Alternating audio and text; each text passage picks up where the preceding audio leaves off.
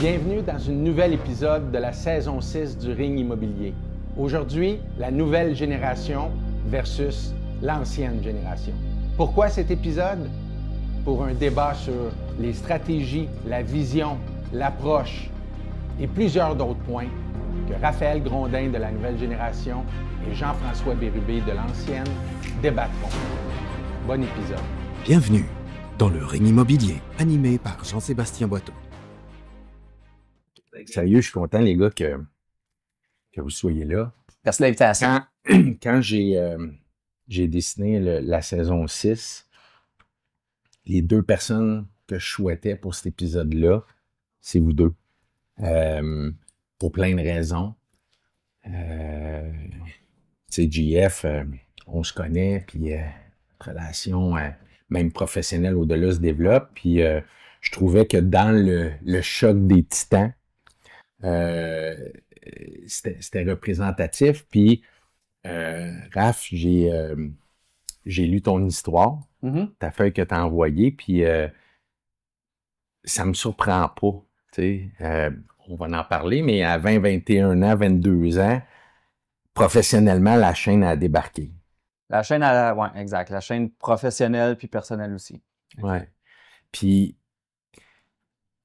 ça, je le savais pas. Puis Raphaël, il a commencé il y a 3 ans, puis il y a 2 ans, 1 an, il m'écrivait pour venir assister comme spectateur. Ah ouais, hein? Et là, je commence ma 4e année. Ouais. Exact. Puis ouais, je t'avais écrit, puis ça m'intéressait, je trouvais ça. T'es rendu à quel âge, là? En ce moment, je suis à 31. T'as 31, je viens d'avoir OK. 31 4 janvier. Ouais. Exact. Fait que, tu sais, je me disais, quand tu m'écrivais, je pense qu'on s'était parlé aussi. On s'était croisés dans un café, mais... Ouais, on s'était pas parlé au téléphone? Non, on s'était essayé. Bon. Mais moi, je trouve ça, tu sais, quand la relève, les jeunes arrivent, puis qui juste de prendre le temps d'écrire, puis de dire, hey, moi, je vais aller voir, ça démontre l'intérêt, la passion pour l'immobilier. Le choc des titans. Ancienne, on va-tu dire ancienne génération? Ben oui, on peut dire vieille génération. Ouais. C'est une vieille, non? La vieille, Ouais. mais toi, JF, tu sais, on peut, t'es la vieille génération comme je suis la vieille génération, mais on peut pas dire que t'es un courtier qui s'est pas adapté, au contraire. Mais l'avantage, c'est que t'es l'ancienne génération qui a plusieurs courtiers, nouvelles, anciennes. Je commence à avoir plus de jeunes. Ouais. Ouais. Fait que tu connais super bien. Clash de génération. Ouais. Fait que tu connais super bien les deux générations, mais tu vis dans l'ancienne. Et j'apprends à connaître la jeune, en fait. Mm-hmm. Ouais. Ouais. Mais j'ai Ouais. hâte d'avoir ton point de vue là-dessus. La nouvelle génération, ben, on peut pas avoir mieux que Raphaël qui performe, Ouais. qui a une adjointe, Une deuxième, là, yes. une deuxième, Ouais. puis qui a réalisé 150 ventes dans sa dernière année. Wow. En 2024, ouais. Quelque chose. C'est Toute qu'une année, ça a été un gros défi personnel aussi de mixer justement. Ben, en fait, on s'entend, ça a été plus professionnel. Là. ouais. Cette année, ça va être plus de mixer une nouvelle blonde et Ouais. un stage immobilier quand même Ouais, avec un gros début d'année. Raphaël refuse notre invitation au lancement parce que Ben oui, mais c'est parfait, ça. c'est correct, c'est correct. Ben, moi, je te dirais jamais quoi faire, mais tu sais, moi, je connais pas son histoire. Moi, j'ai eu l'occasion de l'expliquer dans une autre émission. Un autre épisode. Tu sais, si tu veux le mettre un peu de l'avant pour qu'il Ouais. raconte un peu son parcours, puis j'embarque après, mais Ben ça oui. peut être parfait. Là. Non, mais Ouais. un mix, là. Ouais. Mais on l'a entendu, mais vous avez relativement un parcours qui est semé d'embûches, puis qui arrive à un succès dans l'immobilier. Jean-François, ça fait combien de temps que tu es dans l'immobilier? 26 ans. 26 ans. Ouais. Débuté dans l'Estrie, dans À une l'âge de équipe, 19 ans. associée. Ouais. Une épreuve est arrivée Ouais, exact. avec l'associé. Décès de l'associé. Ouais. Ouais. Prends la charge sous ta responsabilité. J'ai gardé la même structure alors que j'aurais pu la découper parce que dans le fond, l'associé du temps, c'est un joueur majeur. Fait que tu sais, de me dire je vais faire le même volume même après le décès. Ouais. Mais c'est là que ça a explosé finalement. Ça t'a mis dans une situation où tu n'étais pas dans ta zone de confort. Ah, exact. J'ai Ça été t'a ultra amené. réactif. Ouais. Ouais. Puis implication sociale, Ouais, exact. beaucoup, président de la fondation du CHU. Ouais. Toujours président? Terminé, j'ai pris ma retraite au mois de septembre. Je voulais pas l'annoncer. J'ai posé la question. Félicitations pour cette implication. Ah, merci, je suis content. Jeff. Vraiment Quelqu'un, content. un homme d'affaires qui est impliqué comme ça et autant occupé, ben ça mérite un grand respect. Moi, pour faire une parenthèse là-dessus, j'avais écouté le podcast l'année passée de GF, puis j'avais vraiment eu une certaine connexion parce que je me voyais un peu dans mon parcours actuel, puis on s'était croisés dans une caravane à Sherbrooke, que j'avais été invité par des amis de là-bas. Puis j'avais tout de suite ressenti justement que on avait une certaine ressemblance dans notre manière de soit travailler ou... je te le confirme. J'ai le même feeling. Est-ce que tu dirais que ton hustler, ta dernière année avec 150 ventes, il y a un peu de l'épreuve professionnelle et personnelle que tu as vécue au début vingtaine, la chaîne a débarqué, puis... Ouais, ben écoute, c'est sûr que moi, de ce côté-là, tu sais, j'ai commencé une certaine carrière professionnelle, j'avais 22 ans, je suis débarqué, la chaîne a réellement débarqué comme à 25, 26 ans. À ce moment-là, tu sais, il n'y a plus rien qui allait autant niveau personnel, niveau, tu sais, je m'étais un peu désorienté de ça, pourquoi j'étais parti en affaires au début. Puis par la suite, c'est ça, dans le fond, pour remettre sur la track, j'ai été chercher 3 jobs. Fait que j'ai retourné sur la construction où est-ce que j'avais commencé quand j'avais 17 ans. Ouais, hein? Les soirs de semaine, j'étais au remontées mécaniques à Ski-Bromont. Puis les fins de semaine, je nettoyais des docks de ventilation. Wow. Fait que j'ai fait ça pendant une grosse année. J'ai remboursé l'argent que mes parents m'avaient prêté pour me sortir la tête de l'eau. Puis l'année d'après, j'annonçais à mes parents que je m'en allais courtier immobilier. Je pense que le choc a été assez intense parce qu'il était comme, enfin, il s'est remis sur pied. Ah ouais, c'est ça. Il repart à se mettre à risque. Puis ta mère t'a donné quelque chose Merci que tu te souviens encore, puis que t'en parles. Ben ouais, mes parents... En fait, là, tu parles de la conversation que j'avais eue ou le cadeau? Non, le cadeau. Le cadeau. Ouais, ça, c'est un cadeau de mes parents ensemble là, parce que je pense qu'ils ont été une grosse source de pouvoir justement me remonter là-dedans. Sauf que c'est ça, mes parents m'ont donné un cadre avec une image que le Poirier avait mis en ligne à un moment donné avec une montagne, plein d'obstacles, puis enfin j'ai réussi. Parce que c'est ça, dans le fond, après ma première année, j'avais fait déjà 50 ventes. Puis là, cette année, 150 ventes après 4 ans. Bravo. Merci. Merci d'être là, les boys. Yes. Alors, sautons dans le vif du sujet. C'est pas nécessairement de faire opposition aux deux générations. C'est plus de challenger les différences de mentalité. L'ancienne génération a connu un marché qui est complètement différent d'aujourd'hui.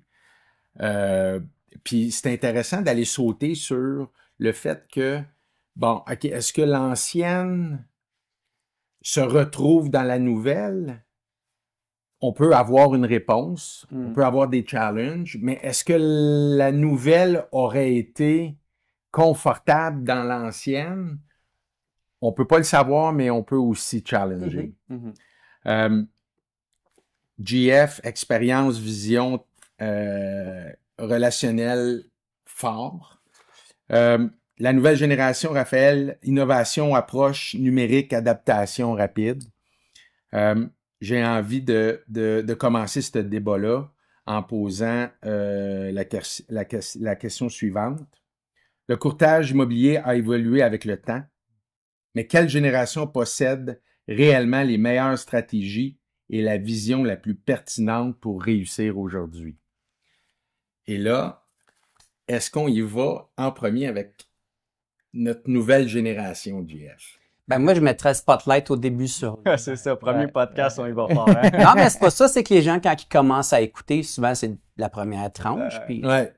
Tu sais, moi, comme je t'avais dit, tu sais, quand il m'avait parlé que je m'en venais contre JS, un peu de débattre nouvelle génération, ancienne génération, je te l'avais dit, c'était JF est quand même le complément de l'ancienne génération et la nouvelle génération. Fait que moi, je trouvais ça un peu difficile parce que justement, JF est très complet, je pense, avec toutes les nouvelles technologies. C'est sûr, si tu m'avais mis avec un certain courtier que je connais, que les EasyMax, EasySign, les signatures électroniques, ça ne marche pas, j'aurais été peut-être plus facile. Mais écoute, c'est sûr que je pense que si je répète ta question, dans le fond, à long terme, c'est un peu ça, si les courtiers de nouvelle génération vont mieux s'adapter. Je pense que tu as juste à dire, qu'est-ce qui fait que aujourd'hui, à l'âge que tu as réussi à développer aussi rapidement? Qu'est-ce qui a fait que tu t'es... tes meilleures stratégies. Oui, exactement. Meilleure stratégie, tu sais, comme on en a parlé tantôt, je pense que le fait d'avoir baigné naturellement quand j'étais jeune dans tous les réseaux sociaux, quelque chose comme ça, moi, c'est ce qui m'a fait démarquer. Je te dirais que 90% de ma business dans les 2 premières années ont été que par les réseaux sociaux. Fait que selon moi, un courtier de la nouvelle génération peut se démarquer beaucoup plus rapidement avec les réseaux sociaux, avec tous les systèmes qu'on peut mettre en place, comme les signatures électroniques, tout ça, que l'ancienne génération. OK. Tu as remarqué, JF, que il a commencé à vouloir flatter dans le bon sens, puis je fais juste une remarque comme ça. JF, les meilleures stratégies pour toi quand tu regardes la nouvelle génération, c'est quoi leur chemin? C'est quoi les stratégies qu'ils prennent pour avoir à réussir et le succès qu'ils ont?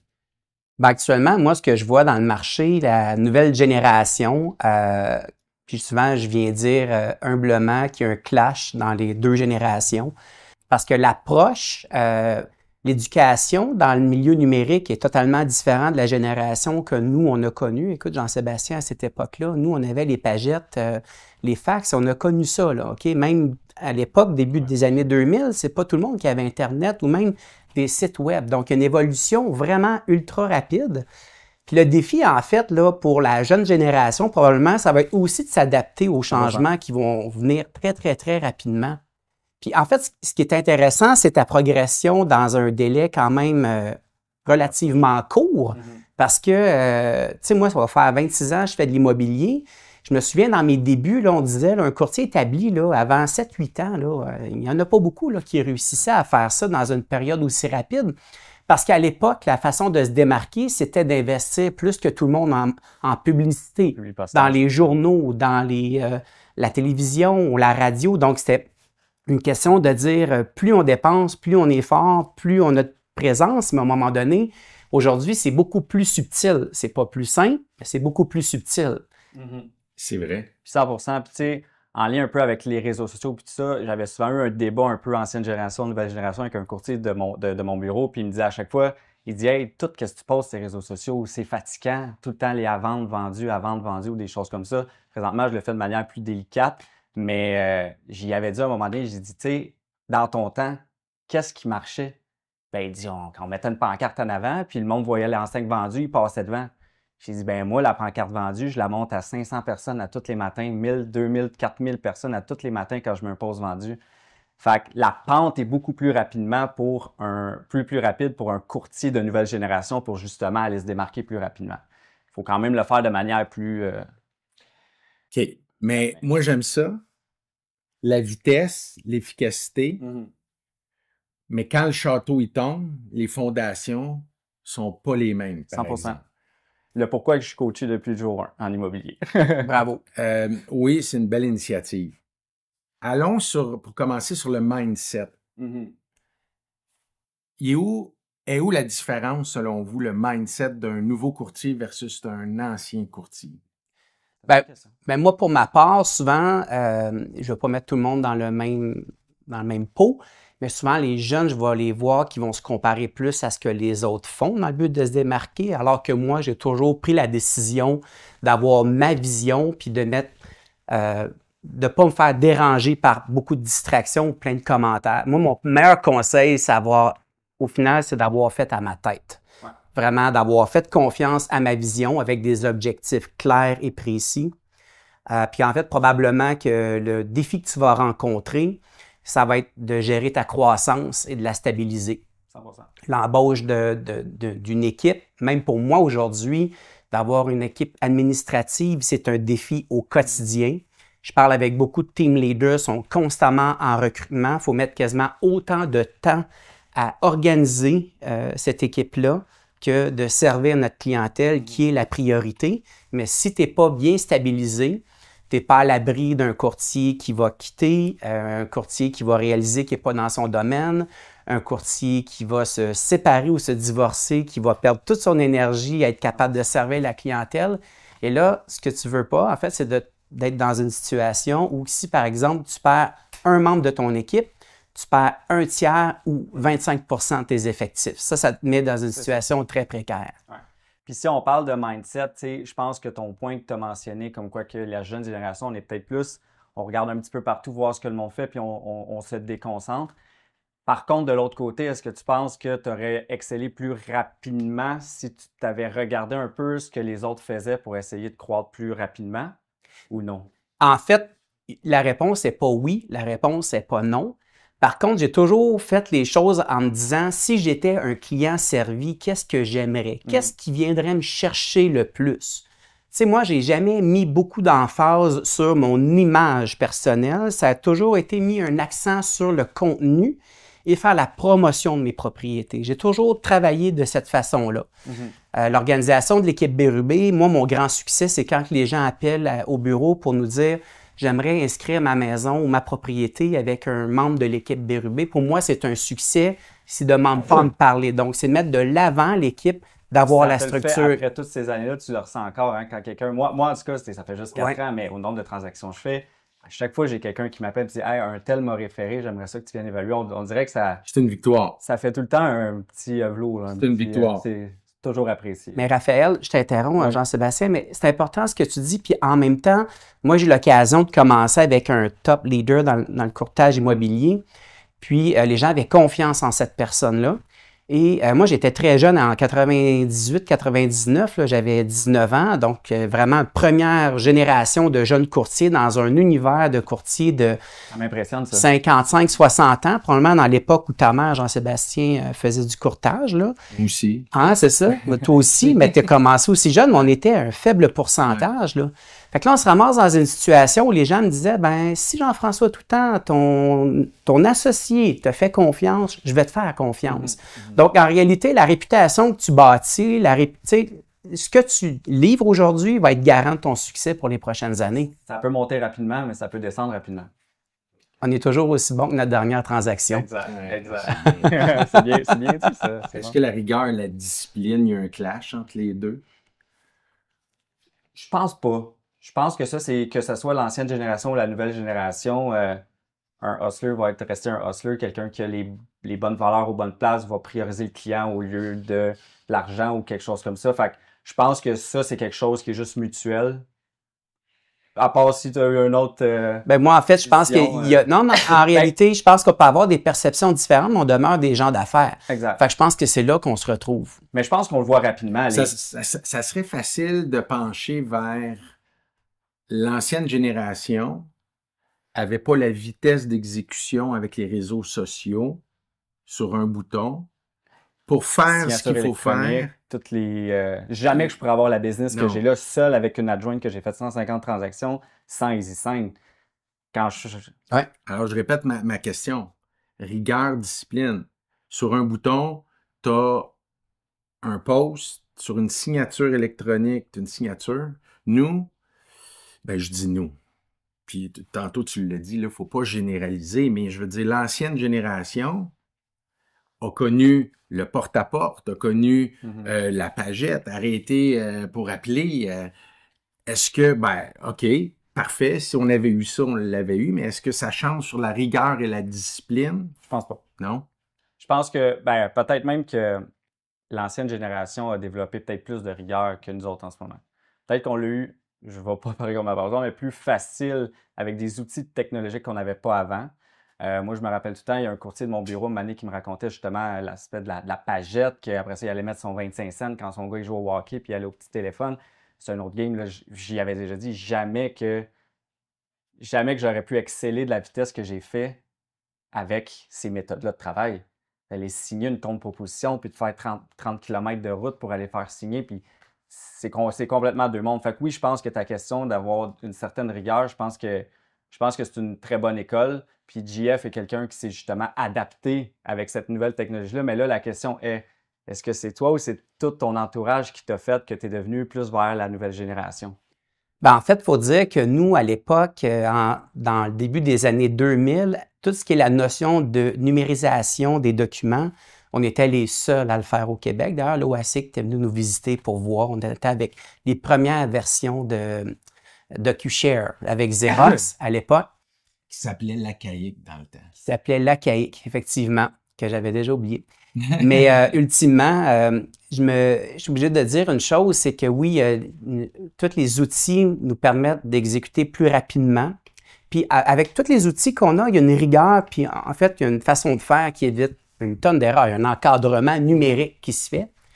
Mais par contre, il ne faut pas oublier que d'aller faire signer une accusé-réception dans le temps chez un client, puis de prendre un café, c'est une façon extraordinaire de développer une relation. Et ça, c'est une bonne façon d'avoir de la rétention. T'sais, pas plus tard que la semaine dernière, j'ai un jeune courtier qui travaille avec moi qui a 21 ans. Puis, il est allé évaluer une propriété. Puis, la cliente, elle a dit, « Ben oui, c'est Jean-François Bérubé qui m'a vendu ma propriété en 99 dans mes premières transactions. » Puis, elle dit, « J'avais tellement aimé que je me suis toujours dit que j'allais faire affaire avec lui. » Fait que là, j'ai dit à mon jeune courtier, j'ai dit, « Tu vois l'importance de prendre du temps d'accompagner puis vraiment de donner un bon service. » Donc, l'efficacité, je pense que c'est une chose, mais le contact client est tellement important. Puis probablement que tu le fais, mais c'est important de garder le contact. J'ai eu cet enjeu-là, moi, au début 2024, qu'on envoyait beaucoup de sondages. Tu sais, j'ai mis beaucoup de choses en place, comme les sondages de satisfaction, puis tout ça, puis je le voyais, puis je le sentais dans les sondages. Des fois, Raphaël était peut-être répondait très clairement, c'était très bien répondu, le travail était bien fait, mais j'aurais aimé avoir un peu plus de temps. À ce moment-là, j'ai engagé une deuxième adjointe, puis c'est là que je me suis remis un peu en question sur comment que je pourrais faire pour être la nouvelle génération en amenant des choses de l'ancienne génération. Fait que présentement, je passe beaucoup plus de temps. Fait que... La question à ce moment-là, c'est au niveau prospection, c'est est-ce qu'on doit être sur le terrain à faire la prospection ou digitalement? Laquelle qui, à moyen long terme... À long terme, le relationnel va toujours gagner sur la rapidité. Puis le... Fait que c'est pour ça que moi, je mixe les deux. Et c'est là le clash. Parce que si tu y vas sur le terrain, ton volume va en dépendre aussi. Exact. Mais à long terme, va gagner. Donc, c'est là, dans le fond, c'est ce que tu dis. Exactement. Mais moi, comment que je travaille en ce moment, c'est vraiment sur, on est en train de créer 2 événements par année qu'on va inviter tous nos clients pour les revoir en personne. C'est bien, j'aime ça. Tu sais, aussi, je suis dans le CA d'une fondation à Grimby. Fait que souvent, quand je vais faire un événement, on va venir intégrer ça. Fait que j'essaie de m'impliquer avec la communauté. J'essaie aussi... Mais c'est difficile. C'est difficile de jumeler la nouvelle génération avec la rapidité d'exécution qu'on a en ce moment et d'avoir quand même l'ancienne génération qui ont tout mon honneur puis toutes les choses qu'ils ont fait aussi, puis de mixer ça ensemble. Je pense que Jeff est quand même un courtier réussi. Ça passe par l'organisation. Exactement. Ça passe par l'organisation. Et l'expérience aussi. Mais en fait, quand on passe l'étape d'organisation, ça veut donc dire que tu es prêt à accepter pendant quelques années, probablement, d'avoir des revenus nets inférieurs parce que tu dois investir dans la construction. C'est comme si tu partais, en fait, une usine, puis tu as besoin de robotiser, tu vas avoir des gros investissements à faire avant que le dividende rapporte. C'est la même chose, en fait, dans l'équipe. Est-ce que les nouveaux courtiers passent trop de temps sur le brand et leur image sur les réseaux sociaux? Ben, tu sais quoi, en fait, les jeunes, aujourd'hui, je pense qu'ils passent beaucoup de temps là-dessus, font quand même très bien. Mais si je regarde les jeunes de notre temps, souvent, on mettait trop de temps à se préparer plutôt que de faire des actions concrètes sur le terrain, à dire, je vais sur le terrain, donner des poignées de main, faire du porte-à-porte, faire des portes ouvertes. Moi, je me souviens, j'ai commencé dans une époque, c'est vraiment une époque où on avait juste trop de propriétés à vendre. À l'époque, on avait des dossiers papier, là. Et puis là, je me souviens, on avait, par exemple, des boîtes filières, là. Ben, on en avait une de vendue et 4 boîtes d'expirées. Le travail était incroyable, juste de gérer tout ça. Mais au final, on n'avait pas le choix de prendre beaucoup de propriétés pour être capable de faire quelques transactions. Ça, c'est une dimension totalement différente de ce qu'on vit aujourd'hui, là. Fait que c'est un autre côté du volume. Un autre côté du volume, exactement. Qui est géré d'une manière différente, mais on avait besoin d'avoir beaucoup plus de maisons à vendre pour réussir à avoir des ventes. Exact. Fondamentalement, tout est différent. En ce moment, on sort une maison, puis si la maison est bien pricée, que la mise en marché est puissante, puis qu'on a une belle collaboration avec nos courtiers. Ouais. C'est rapide, là. Quel modèle est le plus durable? Le mix des deux. Pas bon. Faut que tu me donnes une réponse. C'est ça. Tu avais le choix de prendre une des deux. Je pense qu'avec tout ce qui s'en vient avec l'intelligence artificielle puis tout ça, le courtier de l'ancienne génération, s'il ne s'adapte pas, ça ne va pas durer. Fait que la nouvelle génération, je pense qu'elle va dominer sur l'intelligence artificielle, ce qui s'en vient puis tout ça. OK. C'est là que je te challenge. La nouvelle génération embarque dans l'intelligence artificielle, bâtit son entreprise avec l'intelligence artificielle. Tout ce qui bâtit pendant des années arrive 10 ans plus tard, tu déplugues l'intelligence artificielle. Est-ce que cette nouvelle génération-là est déstabilisée et retombe à zéro? Pas si on a gardé de l'ancienne génération. Puis moi, je suis pas le courtier. Je te parle de la nouvelle génération ouais, qui utilise puis qui ne regarde pas nécessairement ce que l'ancienne génération a fait. Imagine qu'on suit juste sur l'intelligence artificielle et les logiciels. C'est sûr que ça marche pas. C'est sûr que ça marche pas. Présentement, ça marche. Je l'utilise. Ben moi, je l'utilise pas en ce moment, l'intelligence artificielle. La seule chose qu'on utilise, c'est pour nous aider avec le texte, pour des fois créer des stratégies, parce qu'avec Claude, on est capable d'implanter, voici notre maison, nanana, comment qu'on peut monter un plan d'action clair. On vient s'appuyer, mais c'est toujours nous autres qui contrôlent. Jamais que je vais mettre l'intelligence artificielle au-dessus. Je te parle de ceux, parce qu'il y en a qui fonctionnent que par les logiciels et les... J'y crois pas, moi. Puis je crois jamais que l'intelligence artificielle va remplacer un courtier immobilier. Je crois pas. Mais d'année en année, il va prendre de la place. Ouais. Mais ça va être à nous autres, les courtiers, de valoir la nécessité d'avoir un courtier immobilier pour vous accompagner. Tu sais, je viens de faire une transaction de madame, son mari est de Parkinson, puis la situation va pas bien. Puis la dernière affaire qu'elle veut, c'est de faire affaire avec une intelligence artificielle pour vendre sa maison. Elle veut le contact humain. Elle a rencontré mon adjointe. Elle pleurait avec mon adjointe parce qu'il y avait de l'émotion. Puis, tu sais, j'en parle encore. Puis, tu sais, la madame, elle a été tellement contente. Puis, on a tout fait pour que ça aille super bien. Puis, on a vendu super bien. L'intelligence artificielle ne va pas amener ça. Elle ne va pas créer l'émotion, là. Ce que je vais te dire, je suis pas en... Tu sais, je veux dire, est-ce que je crois? Je vais neutre. Si tu es assis avec la cliente et tu dis, madame, si on utilise les outils de l'intelligence artificielle, on va aller vous chercher 25 000 de plus.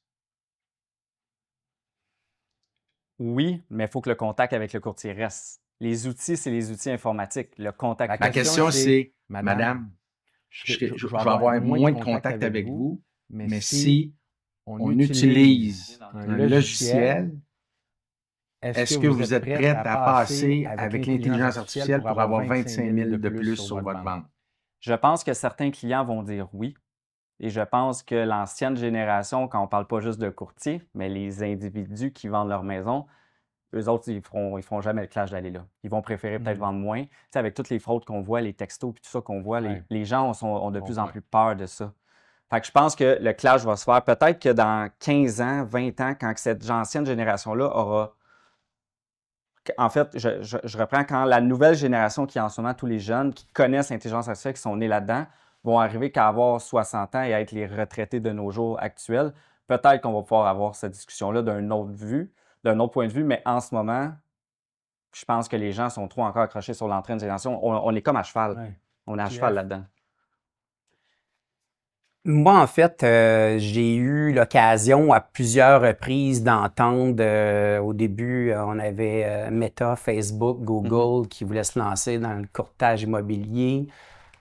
Aussi loin que quand on a eu les courriels, Internet, tout le monde nous disait c'est un métier qui va disparaître. Au contraire, moi, plus tout se systématise, plus j'ai l'impression que l'humain devient nécessaire à travers tout ça. Oui, il y a une portion de la population qui va bien cadrer là-dedans, tout comme, par exemple, si on fait une approche marketing ciblée uniquement sur les réseaux sociaux. Moi, je regarde, là, j'ai une clientèle, en fait, qui sont bien installés financièrement, un peu plus âgés, puis on les recherche, on essaie de les retrouver sur les réseaux sociaux, ils sont souvent même très absents. C'est souvent même les enfants qui vont leur dire « Ah, on a déjà vu un, on a déjà vu l'autre », mais il faut quand même aller chercher ces gens-là. Puis en même temps, les gens, quand ils sont très occupés dans leur domaine, là, ben, ils ont besoin d'avoir des soldats sur le terrain qui vont être en mesure d'accompagner les acheteurs potentiels, de s'assurer de la sécurité de la propriété lors des visites. En fait, ça, on ne pourra jamais l'éliminer, selon moi, peu importe la façon dont on va systématiser. Puis d'ailleurs, c'est tellement un travail de gestion d'humain, c'est ce qui fait que c'est un travail qui est complexe. Moi, je le dis souvent depuis que j'ai commencé, tu sais, on m'a dit quand j'ai eu mon permis la première fois, j'étais assis à mon bureau, puis là, j'avais mon permis, puis j'étais comme, c'est quoi la job? C'est quoi la job? C'est quoi la job? Tu sais, Puis je sais ce que tu as fait. Ouais. Tu as sauté ces réseaux sociaux, dire... Puis c'est un bon réflexe. Ouais, ça me prend un coach. Moi, je suis un gars de hockey, je suis un gars de sport. Qu'est-ce que les courtiers qui performent font? Ouais. Fait que t'as pu exploiter encore une fois. Exact, parce que dans mon secteur, on avait plus des courtiers de la vieille génération qui s'étaient adaptés d'une certaine manière, mais qui n'étaient pas vraiment réseaux sociaux. Quand j'ai commencé, moi, j'ai vraiment regardé... J'ai commencé avec LP Mercier, puis j'ai vraiment tourné, puis j'ai regardé tout ce que le monde sur la Rive-Nord puis Montréal faisait, qui était des années avant nous autres en termes de, je pense, amélioration réseaux sociaux puis tout ça. Ce que j'ai fait, c'est que j'ai juste regardé ce qu'ils faisaient eux autres, puis je l'ai implanté où est-ce que j'étais. Je me suis sorti du lot. Donc, nouvelle génération, j'ai amené tous les outils informatiques, les réseaux sociaux puis tout ça, ce qui m'a fait exploser. As-tu l'impression qu'il y a trop d'emphase? Il y a plus d'emphase sur la marque personnelle que sur les compétences. Oui, totalement. Puis malheureusement, on en a déjà eu l'occasion d'en discuter. Parfois, ceux qui sont trop présents, c'est selon moi quelqu'un qui a un contenant trop lustré, mais le contenant est vide. Malheureusement, pas tout le temps. C'est pour ça qu'on parle d'aujourd'hui, le processus était début. Je pense qu'il faudrait surtout mettre en garde les jeunes qui s'imaginent que c'est simple. C'est tout le contraire. C'est probablement que tu as bien utilisé tout ce qui était à ta disposition d'une bonne façon, avec un bon jugement, combiné avec d'autres éléments, qui fait que ça a fonctionné parce que, je l'ai toujours dit, on peut avoir un bon livre de recettes, mais ça ne fait pas de toi nécessairement un grand chef. Exactement. Tu sais, j'ai tellement de courtiers avec mon ascension qui était quand même rapide, avec les systèmes de coaching que j'ai été qui m'ont mis un petit peu upfront. J'ai beaucoup de courtiers débutants qui m'écrivaient hey, « je commence en immobilier, c'est quoi tes conseils, comment tu as fait pour aller là? » Puis j'ai même des courtiers d'équipe qui m'appelaient pour me dire « écoute, il y a un courtier qui vient de commencer, puis il s'attend à faire 100 transactions à sa première année. » Fait que souvent, les gens, c'était comme « c'est quoi tu as fait? » Puis moi, j'ai jamais fait de prospection, j'ai jamais mis d'argent sur les réseaux sociaux, j'ai été avec mon cercle d'influence, puis j'ai travaillé ma business de manière à ce que exactement, sur le terrain, puis le plus long terme possible. Mais je comprends le clash sur le terrain, les gens s'attendent à ce que ça... Probablement qu'une fois sur le terrain, tu as livré la marchandise. Exact. Puis je pense que c'est mon côté relationnel parce que, comme j'avais pas fini ma phrase tantôt, mais on est une business où est-ce qu'on n'est pas juste des courtiers immobiliers, on est des psychologues, on est des médiateurs dans une séparation. Tu sais, on le sait, on prend beaucoup de charges des autres, leurs émotions, leur stress. Puis notre but, c'est justement que ça soit le plus smooth possible pour tout le monde. Puis je pense que là est la différence entre un courtier que les gens vont se rappeler puis un courtier que les gens vont peut-être dire qu'il était là juste de passage. Jusqu'où qu'il faut aller dans l'exposition personnelle pour attirer des clients? La ligne est quand même... Moi, techniquement, tout ce que j'ai au niveau personnel sur mes réseaux sociaux, moi, j'utilise vraiment mes réseaux sociaux au niveau personnel. Fait que j'ai pas de Facebook entreprise. On l'a eu pour essayer à un moment donné de faire de la pub, des choses comme ça. On n'avait pas le choix pour le billing. Mais j'ai tout le temps fait attention à mon image depuis longtemps. Même dans le temps que je nettoyais des docks de ventilation la fin de semaine, disons que je ne le publicisais pas. Là. Fait que, mais tu vois, est-ce que c'est la réalité? Quelqu'un qui va passer une fin de semaine avec Raphaël puis qui va être sur ses réseaux avant, c'est où la ligne? C'est qui Raphaël? Moi, Raphaël, en fait, tu sais, je démontre tout le temps, pas nécessairement ce que je veux que les gens voient, je démontre juste les choses. Puis en même temps, je suis quelqu'un que dans ma business, depuis les 4 dernières années, ma vie, c'est travailler.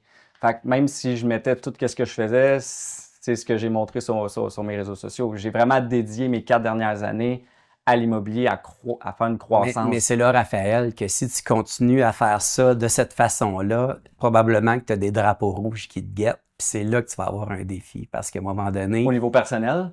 professionnel, c'est de trouver l'équilibre, en fait. Ah, parce 100%. que c'est quoi? Ultimement, là, on est tous des gens d'affaires, puis on aime ça se taper dans le dos. Là. Mais pour vrai, ceux qui réussissent le mieux, c'est ceux, selon moi, qui ont un équilibre, qualité de vie, qui sont capables de dire le téléphone, il est là, puis mes clients vont être bien servis pendant cette période-là.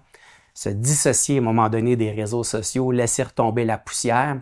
Ça, aujourd'hui, je le verbalise. Peut-être qu'on aura l'occasion de s'en reparler dans 1 an et demi, 2 ans, 3 ans. C'est plus difficile que de faire de la business, être capable d'avoir un équilibre. C'est vraiment drôle qu'on en parle parce que dans le fond, à la fin de 2024, j'ai fait mon plan pour 2025. C'est quoi mes attentes, mes objectifs de vie? J'ai regardé tout ce qui... En fait, je me suis vraiment retiré dans un chalet. Puis j'ai vraiment mis tout en place. Qu'est-ce que j'avais été fier? Qu'est-ce que je voulais améliorer? Puis l'équilibre, en ce moment, 2025, c'est ma priorité. 2025, je veux pas faire plus de transactions que l'année passée. Je veux avoir un beau chiffre d'affaires, que mes clients soient contents, d'offrir un meilleur service. Mais là, je veux prendre 5 semaines de vacances par année, puis j'ai mes dimanches de congé. Bon. J'ai une nouvelle copine, fait qu'il faut aussi que ça fonctionne. Donc, mon but, c'est vraiment de créer mon équilibre en 2025. C'est vraiment mon... Mais pour toujours. Pour toujours. Il faut de l'écrire, de le faire, c'est 2 choses. Ouais. Demain matin, tu vas rencontrer un client, puis tu pars en vacances, tu vas lui dire « Je pars en vacances demain ». Ça, c'est quand même ma portion plus difficile, mais j'ai encore le sentiment dans moi que de dire que je suis en vacances, c'est comme si je n'étais pas travaillant. Ça s'appelle la maladie du courtier immobilier. Ouais, c'est ça. Mais tu sais quoi? Je pense qu'en 2025, puis je suis de la même école que JF. Pour moi, l'équilibre de vie, la famille, c'est all-in en avant. Puis challengez-moi, mais aujourd'hui, un courtier qui performe, qui sait où il s'en va, puis qui est capable de dire à son client, je m'en vais en vacances, soyez sans crainte, j'ai une équipe qui va être là, puis qui va vous servir aussi bien que moi je vous sers. Ouais. C'est là le défi, mais c'est là la discipline de dire, moi j'y vais en ligne comme ça, si je veux respecter mes objectifs. Surtout en étant courtier individuel. Oui. Là est le... C'est drôle parce que j'ai un épisode où on challenge individuel et équipe, puis ça brasserait un peu. Oui, c'est sûr. Justement, c'est sûr que ça brasse.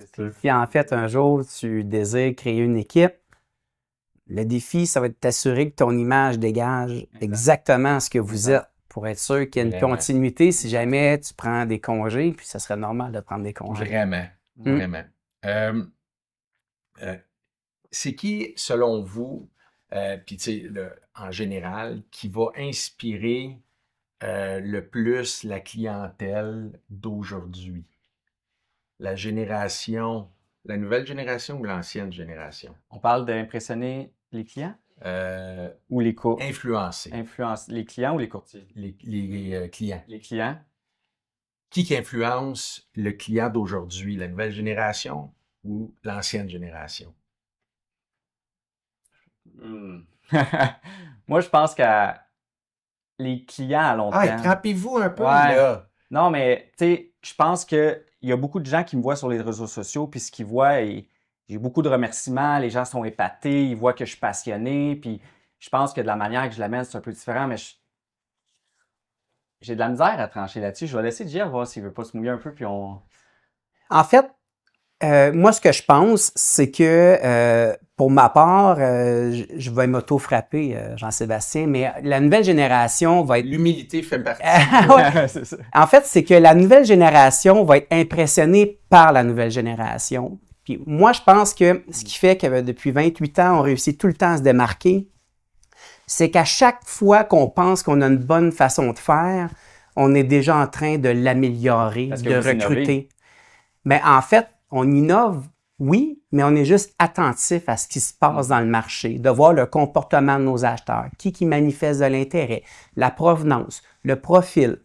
Et le profil, ben parfois, on est dans des situations où c'est des gens qui sont un peu plus underground, très effacés. Donc, d'être trop présent dans les réseaux sociaux, où moi, ma vie personnelle, elle est totalement absente des réseaux sociaux. Moi, ça a toujours été uniquement au niveau de la promotion de l'entreprise, des propriétés, féliciter les membres de mon équipe. Mais au niveau personnel, oui, j'ai une vie excitante, mais je trouve qu'elle n'est pas intéressante à partager. Humblement, c'est comme... D'une autre manière, il y a beaucoup de gens qui vont peut-être s'attacher à ta personne au niveau personnel aussi, qui vont créer un lien face à les... Parce que les réseaux sociaux, comment ça marche avec la nouvelle génération, c'est que les gens, ils veulent pas juste voir l'immobilier non plus. Ils veulent voir qui est JF. Et maintenant, c'est là que je vais te dire que pour moi, ça fonctionne pas. Pour moi, c'est le contenu qui est important. C'est pas le contenant. Ouais. Mais si, pour toi, avec tout respect, ça fonctionne pas, est-ce que tu es appelé à diminuer et à lâcher prise sur la business que Jean-François Bérubé fait sur le terrain, ou tu penses que de lâcher prise comme ça, dans 5 ou 10 ans, tu vas être à la même position qu'aujourd'hui? En fait, ça va dépendre de mon intérêt à vouloir continuer encore pour 10 ans. Ça fait 28 ans, j'ai beaucoup de plaisir. Si je suis là, c'est parce que j'ai décidé d'être là. J'ai pleinement confiance en mes moyens et mon potentiel, totalement. J'ai vécu plein de changements, plein de crises. Il y en a plein de crises, plein de belles choses qui s'en viennent. Ça me fait pas peur. Mais j'ai besoin, puis j'ai eu dans mon équipe à plusieurs reprises certains candidats extraordinaires, mais qui n'étaient pas aptes à faire des changements rapides. Aujourd'hui, ils sont partis. Puis à un moment donné, ça fait partie de l'évolution aussi d'une organisation. Contrairement, par exemple, toi qui es seul, tu as d'autres enjeux qui sont tout à fait importants et pas plus simples. Mais d'avoir une organisation qui se suit puis qui est capable de s'ajuster avec tout ça. Et moi, là, je vous le dis, là, j'ai un courtier de 75 ou 76 ans, puis j'en ai un de 21 ans dans mon équipe. Donc, tu comprends là que... Mais tu vas chercher deux catégories d'âge complètement différentes, qui est une nouvelle génération. Ben moi, c'est comme une équipe d'hockey. J'ai un défenseur, j'ai un coach, des attaquants, j'ai des ailiers. Aux bonnes places. Tout le temps. Oui, exactement. J'ai jamais engagé quelqu'un dans mon équipe dans le but de grossir l'équipe. J'ai engagé pour être capable de combler un besoin qu'on avait dans l'équipe. Ouais. Est-ce qu'un courtier de 30 ans d'expérience est avantagé sur la nouvelle génération? À certains... Oui et non. De ce qu'il a dit tantôt aussi avec qui a connu plusieurs marchés économiques, je pense que le courtier de la nouvelle génération comme moi, un marché économique qui peut planter, va être désavantagé sur un courtier qui l'a déjà vécu. Je pense qu'il va être mieux outillé, ça va être au courtier de nouvelle génération d'aller chercher un petit peu des outils pour contrer ça. Je pense que les courtiers de l'ancienne génération sont peut-être mieux outillés à certains niveaux, mais d'autres non. Mais en même temps, Raphaël, on est dans une situation où quand le marché de COVID était vraiment à son pic, puis qu'on voyait les valeurs qui augmentaient, qu'est-ce qui est mieux? En fait, un courtier qui n'a jamais vécu ça, qui s'adapte dans ce marché-là, ou un courtier qui a un historique d'un marché lent puis qui se dit c'est pas possible. Dans le sens qu'au final, là, le jeune, souvent on se l'est dit, là, c'est peut-être même plus simple pour un jeune de s'adapter dans ce marché-là qu'on pouvait considérer volatile que d'un courtier comme nous qui a vécu des prix qui stagnaient pendant 10 ans de temps puis qu'on se disait ça peut pas se maintenir, ça peut pas se maintenir. Jean-Sébastien, tu as sûrement connu ça toi aussi. Oui. Ben écoute, c'est sûr que je pense que le courtier qui est de la nouvelle génération avec la COVID, c'était tellement rapide que les outils technologiques qu'il a pu prendre l'a avantagé. Mais sur un marché que si on tombe en récession ou des choses comme ça, qui va faire en sorte que les maisons, je pense pas vraiment qu'on va se rendre là, mais je pense que le courtier de l'ancienne génération va avoir un avantage sur des connaissances de base. Mais le courtier de la nouvelle génération avec les outils technologiques, la rapidité... Mais ça pourrait être certainement plus difficile pour un jeune qui veut commencer dans un marché 100%. Comme celui-là. 100%. Ouais. 100%. Puis je pense que je l'ai vu de d'autres courtiers qui ont débuté en même temps que moi. Ils n'ont pas eu la même rapidité face à la concurrence, à des courtiers d'expérience qui étaient déjà bien implantés et qui se sont adaptés avec la nouvelle génération. Je pense que ça, c'est vraiment le clash qui fait entre les deux, là. Dans 10 ans, qui va dominer le marché? Je pense la nouvelle génération. La nouvelle génération avec tous les outils technologiques. Si la personne s'est bien adaptée puis qui a pris en connaissance que le relationnel va tout le temps demeurer le plus important dans une transaction, va dominer. Si la personne ne s'adapte pas et qui ne prend pas en compte l'ancienne génération, je pense que l'ancienne génération, des gars comme GF qui s'adaptent vont dominer. Moi, je pense que la seule façon de se démarquer à long terme, c'est de créer une équipe solide. Je pense que le courtage de façon individuelle, c'est une période qui va se terminer. C'est une bonne flèche. Moi, j'y ai pensé à un moment donné. J'avais justement un courtier, tu sais, que quand j'étais trop débordé, justement, qui allait faire des visites pour moi, des choses comme ça. Puis quelque chose que j'entendais souvent, c'est « Ouais, mais Raph, on t'appelle, c'est avec toi qu'on veut faire affaire. C'est avec toi, c'est toi que j'ai appelé, c'est toi que je veux parler. » Fait que ce point-là, pour moi, m'a fait un petit peu reculer sur essayer d'avoir quelqu'un qui m'épaulait un peu à droite puis à gauche. Mais je me rends compte qu'avec l'accélération de ma business, je vais avoir une décision à prendre une année. Puis probablement que je vais avoir un petit coup de téléphone à faire à JF pour dire j'ai besoin de conseils, comment je fais ça pour que ça se passe bien. Ça va me faire plaisir. C'est paradoxal, mais sûrement que ton coach va te le dire. Si tu prends un frein parce que tu entends ça, mais que le 1er janvier, tu as écrit que tu veux prendre des vacances, c'est là, c'est là que ça va être difficile. Ouais, je suis dans un tournant qu'il faut que je prenne un heureux problème. Ouais, moi, le conseil que je pourrais te donner, là, tu es quand même une jeune entreprise florissante. Créer des bonnes habitudes immédiatement. Parce que si tu te rends à un niveau où tu penses que tout dépend de toi puis que tu es convaincu que tout dépend de toi, tu vas être dans un piège. On va se reparler dans 15 ans, tu vas être à la même place qu'aujourd'hui. Tu vas probablement encore faire 150, 175 transactions. Exact. Demain matin, tu tombes en amour, tu t'en vas en vacances. Ouais, c'est ça. Puis là, tu te casses les 2 jambes. Ta business, ça fait quoi? Elle va pas bien. Elle va pas bien, hein? Exact. Non, écoute, c'est ça. C'est dans mes gros dilemmes à faire. Je pense que présentement, mon idée, c'est vraiment de m'établir, d'être stable, d'être confiant avec les systèmes que j'utilise aussi. Tu sais, comme là, j'ai rentré Follow-up Boss, j'ai plein d'outils que je mets en place. J'ai une deuxième adjointe qui est plus aux relations clients.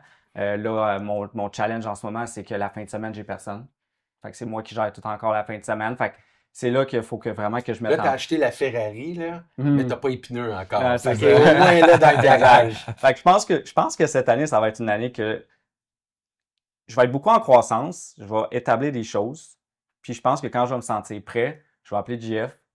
Puis on va essayer de faire de quoi. Là, ça fait 2 fois qu'il dit, là. Ben ouais, mais c'est correct. Tu viendras prendre un café, mais en même temps, tu sais, je t'écoute, puis pour vrai, je pense que c'est inspirant de voir la jeune génération réfléchir comme ça. En même temps, je pense que la force d'un courtier aussi, c'est de savoir s'adapter à son environnement, là. Fait qu'on essaie de se challenger sur des idées, mais je pense qu'on est toujours ouvert aux nouveautés. Tu sais, on n'est jamais en confrontation sur les changements. Encore là, ça revient à le challenge qu'on a entre l'ancienne génération et la nouvelle génération. Depuis tantôt, on le répète, c'est de s'adapter. Autant si on est un courtier de l'ancienne génération qu'on s'adapte, puis de la nouvelle génération, puis à l'inverse. Oui, c'est vrai. C'est ça le point. Autant dans l'équilibre de vacances, de l'équilibre de génération. Là, vous n'êtes pas là en dîner d'amoureux, les gars. Là. Non, c'est ça. Moi, je veux savoir d'autres choses. Là. Ah oui. Les courtiers d'expérience, Raph, dans les cycles immobiliers, est-ce qu'ils sont plus en contrôle et moins stressés que la nouvelle génération? Hey, c'est des... je pense que la nouvelle génération, on a peut-être plus de mouvement en termes de tout ce qui est le marché immobilier. On l'a connu dans un marché qui était ultra rapide, que les taux changeaient rapidement. Fait que je pense qu'on a peut-être des outils en termes de communication avec nos clients qu'on est plus alerte sur ce qui va arriver que peut-être l'ancienne génération. Ah boy, OK. Puis la nouvelle génération qui est peut-être un peu plus réactionnelle par la vitesse des outils qui nous entourent, dans un cycle de marché où le marché change puis c'est un peu plus difficile, tu penses pas que les réactions et le stress est plus grand, parce que la connaissance du marché est moins expérimentée, Puis la réaction du nouveau courtier de vouloir avoir le retour rapidement peut jouer contre lui? Ça va pouvoir jouer contre lui, sauf s'il s'est adapté puis qu'il s'est outillé. Encore une fois, on revient encore à la même affaire. On vient avec le courtier de la nouvelle génération, je crois, a un avantage sur beaucoup de points avec tout ce qui s'en vient, même dans un marché qui viendrait qu'à descendre. Tout dépendamment s'il s'est bien outillé puis qu'il a pris une portion de l'ancienne génération pour s'outiller. Tu sais, moi, si j'arrive dans un marché où est-ce que tout le marché change à l'envers, je ne l'ai jamais connu. Il va falloir que je m'outille. Je pense que j'ai les bons outils en ce moment, j'ai les bonnes stratégies technologiques pour que ça fonctionne, pour me démarquer d'un courtier de l'ancienne génération.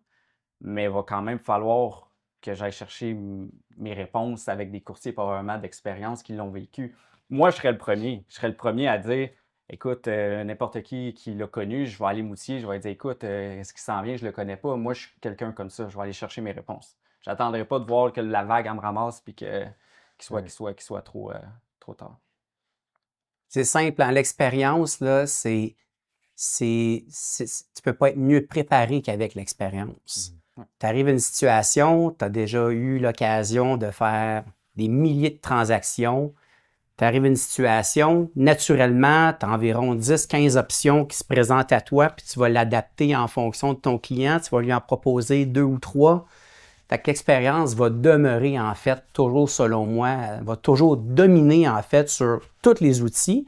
Parce qu'au final, la façon de négocier avec un acheteur ou un vendeur, souvent, ça va dépendre de la personnalité des gens.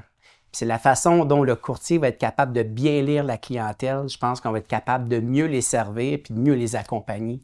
Fait que l'expérience, là, ça ne s'achète pas. Ouais. JF, vrai ou faux? Réponse 5 à 10 secondes max. Le meilleur courtier des années 90-2000 avait peu de besoins publicitaires pour réussir. Faux. Ah, OK. Ouais. Pourquoi? Ça prenait énormément de stratégie marketing, beaucoup de budget, beaucoup de stress, financier, papier. Gros réseau de contacts. Incroyable. Oui. Un bon courtier devrait être un expert en psychologie autant qu'en immobilier. Surtout. Les clients prenaient plus de temps pour acheter une propriété il y a 20 ans. Oui. Ah ouais? On dit que ça prenait de 3 à 5 semaines. Aujourd'hui, seulement en quelques jours par l'accès à l'information. Exactement. Hey, Raphaël, il y avait les livres MLS avant. Oui, c'est ça. J'ai entendu ça dans des courtiers qui avaient des kiosques aux galeries Grimby avec une petite tente, puis, Les courtiers expérimentés avaient plus de liberté dans la fixation de leurs horaires qu'aujourd'hui. Faux. Parce qu'on était toujours sur la route à faire signer les documents, à faire tout nous-mêmes. C'est vrai. Tu as réussi à me convaincre. La banque était plus accessible et flexible dans l'octroi des prêts hypothécaires. Faux. Absolument. Par rapport à les courtiers hypothécaires, juste les courtiers hypothécaires. Oui, il n'y a jamais eu autant de programmes. Exact. Oui. Puis les jeunes sont sensibilisés à avoir un bon bureau de crédit. Avant, les jeunes, on n'avait pas d'informations là-dessus. Zéro. Oui. Les gens sont mieux préparés. Les certificats de localisation aussi, que j'ai entendu dans le temps, pouvait avoir 20 ans de certificat. Puis, let's go, on passe ça. Il y avait 2 pages sur le contrat. Exactement. Un contrat de courtage, 2 pages, pas de déclaration du vendeur. Pas de loi 25, pas de... Quand la déclaration du vendeur est arrivée, là, tout le monde chialait. Ben oui, non, c'est bien trop compliqué. Aujourd'hui, on s'en passerait. Exactement. C'est comme en ce moment. J'ai pas le choix d'avoir 2 adjointes. On a tellement de paperasse. Ouais. Depuis que j'ai commencé en fin 2021. Puis on a quasiment doublé du nombre de paperasses en l'espace de 4 ans. Là, tu réalises-tu que ça fait 3 ans que tu fais de l'immobilier puis tu parles comme un courtier que ça fait 15 ans? C'est là que tu vois comment ça change. Hein? Raphaël, vrai ou faux, d'ici 2030, plus de 80% des transactions immobilières se feront sans visite physique grâce à la réalité virtuelle. Faux. Je pense qu'on en a parlé, mais le client va vouloir avoir l'avis du professionnel, puis on le voit là, dans nos photos, on peut voir des méchantes belles maisons en photo, on arrive sur place, puis c'est magané. Hein. Il va y avoir une augmentation. Oui, il va y avoir une augmentation. On parle de 20 à 30% et non 80%. Exactement. C'est des chiffres. Les clients accordent plus d'importance à l'image d'un courtier sur les réseaux sociaux qu'à son expérience réelle. Faux, parce que je te dirais que moi, la majorité de ma business, les gens, je travaille beaucoup mon Google Business. Les gens me disent tout le temps qu'ils vont voir ce que je fais, ils vont voir mon site web, puis ils finissent sur mon Google avec tous mes avis au complet. Alors, donc, ils regardent l'expérience, ils regardent ce que les autres clients ont vécu comme expérience. Alors, pourquoi faut que tu mets autant d'emphase sur les réseaux sociaux? En fait, c'est un vrai, mais ça vient vers le faux à cause de ça. On est d'accord. On est là, ouais. L'intelligence artificielle remplacera une partie du travail des courtiers d'ici 10 ans. Vrai. Une partie. Et partiellement, exact. Partiellement. Les courtiers modernes doivent être autant créateurs de contenu que négociateurs. Faux. Je pense que le but d'aller chercher créateur de contenu, c'est pour aller chercher de la business, une visibilité. Mais après ça, il faut que tu livres la marchandise. Mais tu n'es pas d'accord avec moi que l'augmentation des leads quand tu es créateur de contenu est majeure? Est majeure, sauf qu'il ne faut pas que ça devienne une priorité. Il faut que tu continues de t'améliorer en tant que négociateur, en tant que connaissance du marché. Les jeunes acheteurs préfèrent traiter avec un courtier de la nouvelle génération. Vrai. Faux. Pourquoi? Je pense que dans un barème, des gens entre 20 ans et 35 ans vont préférer d'aller avec la nouvelle génération parce qu'ils vont mieux se ressembler avec ça, les outils technologiques, les signatures électroniques. Aussitôt que je rencontre une personne en haut de 40 ans, il faut tout le temps que je pose la question. Est-ce que vous êtes à l'aise avec les signatures électroniques? Parce que c'est ma méthode de travailler. Quand j'ai quelqu'un qui a besoin de signer à la main, c'est sûr que pour moi, ça me déstabilise tout le temps parce que nos procédures en ce moment, comment sont faites, c'est avec les signatures électroniques. Souvent, ma chaîne, elle débarque à ce moment-là. Fait que ça, c'est dans mes to-do en 2025 de trouver une solution pour ça. Viens à la rescousse, s'il te plaît. La jeune génération d'acheteurs vont travailler avec des gens qui ont de l'expérience, bien les encadrer, sécuriser. Signature électronique, pour moi, c'est une des étapes, mais c'est plus complexe que ça. Et souvent, la jeune génération vont se faire accompagner de leurs parents et d'avoir un courtier qui a de l'expérience et un peu plus vieux. Je pense que c'est plus naturel. OK. J'aime les deux réponses. Je mets ma maison à vendre, puis je décide de rencontrer un courtier de la nouvelle génération puis un courtier de l'ancienne génération. Alors, Raphaël, explique-moi pourquoi moi, je vais prendre la nouvelle génération pour mettre ma maison en vente avec toi. Ben écoute, on parle tous des systèmes technologiques. On parle d'un courtier, souvent les nouvelles générations vont être plus dynamiques. On va connaître peut-être plus de stratégies pour aller chercher une maison, pour aller négocier des offres multiples aussi. Dans le fond, on est rentré là-dedans, donc on s'est adapté rapidement sur la stratégie des offres multiples. Donc, je pense que le courtier de la nouvelle génération va être plus présent aussi en termes de disponibilité, technologie, réseaux sociaux. Tu sais, souvent, les gens ils vont m'écrire par mes réseaux sociaux, puis c'est là qu'on va aller chercher une bonne business. Généralement, je vais beaucoup vendre de mes maisons via un courtier immobilier qui me suivait sur les réseaux sociaux, qui voulait faire un projet d'investissement à Magog. C'est arrivé. Donc, je pense que ma visibilité va faire en sorte que le client devrait m'engager moi pour ça. Donc, ce que vous êtes en train de me dire, M. Grondin, c'est que votre visibilité et votre efficacité est meilleure d'un client à mon niveau, à moi. D'un courtier de l'ancienne génération. Et écoute, moi, je peux amener ça et en plus, je fais 150 transactions par année. Donc, j'ai l'expérience pour vous accompagner. Mais vous êtes seul. Je suis Comment seul. Vous faites? Vous allez avoir affaire juste avec moi. Fait que c'est avec moi que vous allez dealer. Vous n'allez pas avoir un intrus qui va venir et que vous n'allez pas savoir ou qui ne sera pas en connaissance du dossier à 100%. M. Bérubé, on vous a vu souvent un peu partout, là, votre visage. J'ai comme le feeling que je devrais prendre la nouvelle génération pour vendre ma maison. Est-ce que je me trompe ou... C'est quoi pour vous la nouvelle génération? C'est l'assurance, c'est les réseaux sociaux, c'est l'accessibilité, c'est la disponibilité. Ben justement, quand on est dans une organisation, une équipe, on a un spécialiste pour chacun des départements. Donc, on a une personne attitrée uniquement sur la photo, une personne attitrée uniquement sur le marketing, les réseaux sociaux. J'ai des courtiers qui travaillent uniquement avec les acheteurs. J'ai des courtiers qui travaillent uniquement avec les vendeurs, ce qui me permet un service constant, 7 jours sur 7, peu importe ce qui arrive. Maintenant, on parle de publicité, de présence. Ben aujourd'hui, si vous décidez de nous engager, on va être dans une situation où vous allez engager toute l'équipe, une gang de soldats sur le terrain qui développe à la fois une clientèle d'acheteurs, une clientèle de vendeurs. Donc, le volume, le réseautage n'est pas du tout le même. Donc, pour l'exposure marketing puis la présence sur le terrain, c'est deux choses qui sont totalement différentes. Maintenant, Jean-Sébastien, si tu souhaites m'engager moi, puis espérer que ce soit moi qui vienne prendre les photos, installer l'enseigne, t'appeler pour te dire qu'on va avoir une visite samedi à 13h, te rappeler pour te dire que la visite est terminée, je vais te conseiller d'engager un courtier qui fait tout par lui-même parce que nous, tout est par département. Puis c'est la seule façon de faire du volume en offrant un service personnalisé. Mais toutes les choses que tu as dit, moi, je les fais pas. Donc, j'ai vraiment la disponibilité.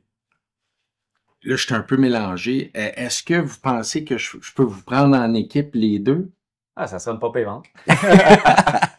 Sérieux, ce que vous venez de faire là, les gars, là, pour les courtiers, de plonger comme vous l'avez fait, c'est de l'or en barre.